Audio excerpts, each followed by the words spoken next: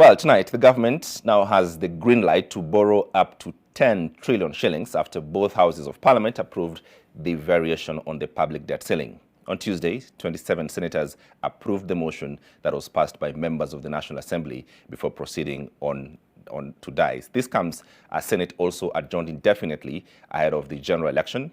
Naima Sampao has that story. The Senate has adjourned sine die, bringing to an end operations of the 12th Parliament ahead of the August elections. During the last sitting of the Senate, lawmakers approved the increase of the public debt ceiling to 10 trillion shillings.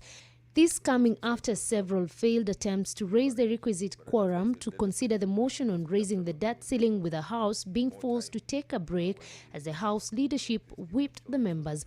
For order number 19, abstentions 0, nays 3, ayes 27. The ayes have it.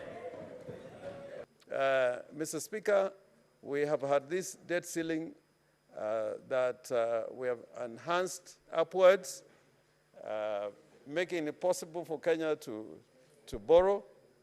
But I hope that in doing so, the government will behave responsibly.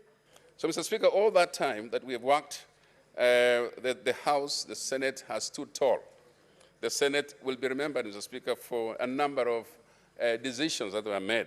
The increase in the public debt ceiling to 10 trillion shillings is a stopgap measure to allow the next government to borrow 846 billion to plug the budget deficit in the fiscal year starting July 1st. The current law provides that the country shall not exceed the public debt beyond 9 trillion shillings.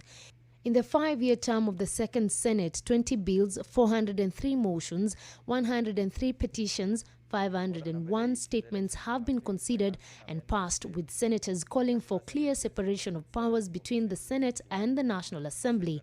Deputy President William Ruto's allies were, however, determined to shoot down the proposal, claiming it was an unnecessary burden to taxpayers. However, they failed to raise the necessary numbers. I cannot allow wastage of 1 trillion. I vote no.